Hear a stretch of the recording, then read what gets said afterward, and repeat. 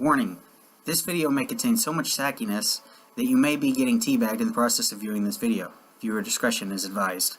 Good evening, everyone. My name is FiveNights, Duelist, and again, I have another sacky deck profile for you. This time, we are talking about Burning Abyss. The one deck, if you lose, you will go straight to hell. So, here we go with the deck profile. We have one copy of the little annoying midget teenage girl from hell, known as Tour Guide from the Underworld. When this little card is summoned, you can special summon one Fiend Level 3 monster from your deck straight to the field, and its effects are negated.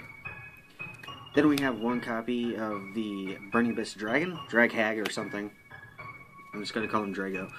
Anyways, when he's sent to the graveyard, you can choose one of Burning Abyss card in your deck and place it on top.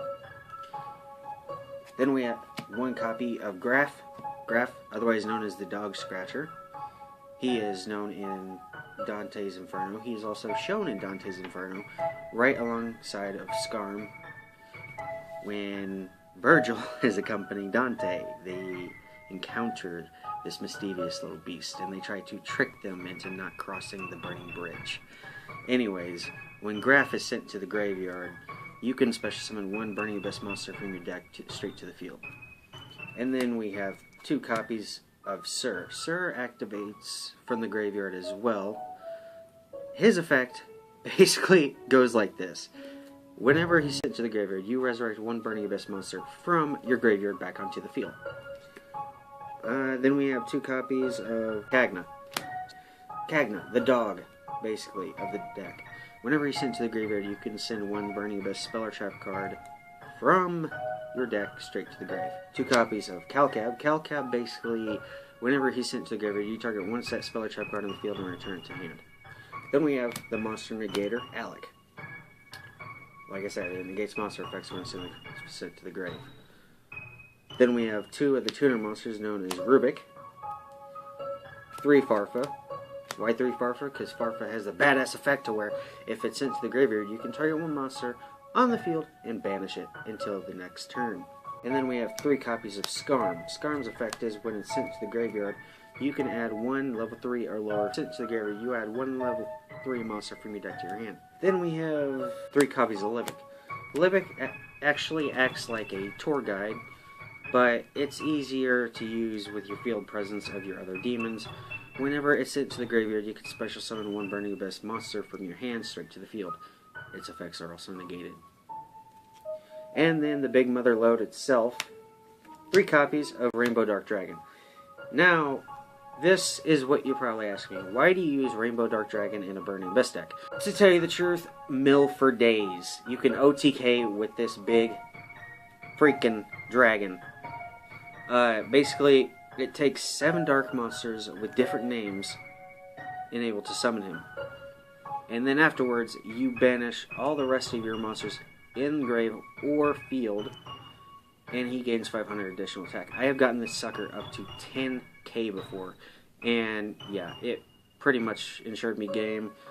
I was going up against Dynamist at the time, and yeah, he didn't like me. So, there you go for the monster lineup of the Burning Abyss. Now on for the spells, we have 1 Foolish Burial, 2 Dark Hole, 3 copies of Monster Reincarnation for the Rainbow Dark Dragon, just in case you accidentally mill into him. And then 3 copies of Veil of Darkness. Draw for days. That's all I gotta say. When you activate this card and you just so happen to draw into a dark monster, you can pitch it to the graveyard and draw an additional card, which allows all your Burning Abyss monsters effects to activate from the graveyard. And then on top of that, you just so happen to draw into your next card, which is a Rainbow Dark Dragon, just in case you didn't draw into it before or accidentally milled the other 2. It's just fodder. It's just really speeds up the deck, in other words. Really brings out the presence of everything you have in this whole entire monster lineup. And then, of course, we only use 1 trap, which is the Fire Lake.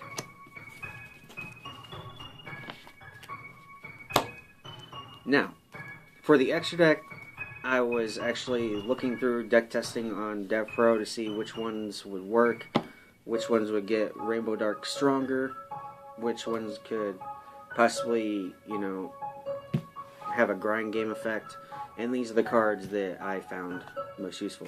So we have 2 copies of number 48, Shadow Lynch. He creates tokens, and he gains 500 additional attack for each token on the field. Then we have the Mech-equipped Engineer, protects your monster from being destroyed and switches its battle position. One number 47, Nightmare Shark, just to attack for a game. One number 17, Leviathan Dragon, because Leviathan just so happens to be a demon of hell, and it just fit the book. 2 copies of Dante, you already know that. He mills. Best friends right here. Literally BFFs, these 2 cards right here. Then we go with 2 of the bitch herself, known as Beatrice. Why do people hate Beatrice? Well, I can tell you why people hate Beatrice. Whenever she is sent to the graveyard, you can special summon 1 Burning Abyss monster from your extra deck, which you will see in turn right now exactly which card I am going to show you.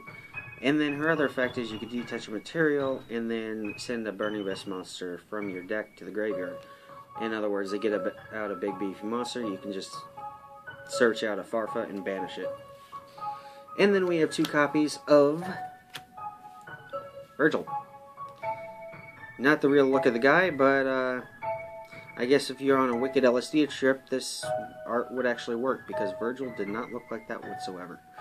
Anyways, his effect is you can discard 1 Burning Abyss monster from hand. No, 1 Burning Abyss card, then select a card and return it to hand. Whenever he's destroyed, you draw a card. And then the 2 cards that I get out with Beatrice is the Pilgrim Dante. Pilgrim Dante, everybody knows what he does. But I hope you all enjoyed this deck profile, and I just wanted to show you some really cool stuff ahead of time of Rainbow Dark Dragon and Dark Veil. Veil of Darkness. And then on top of that, we have Dante. I made this deck consistent enough to where you can OTK in 1 turn if you just draw into just these 2. This is all you really need. And if you go into Graph or Sir first turn, you're more than likely going to get this guy past 10, at least 8,000. But, hope you all enjoyed. My name is FiveNights Duelist X. I hope I will see you guys back in the darkness.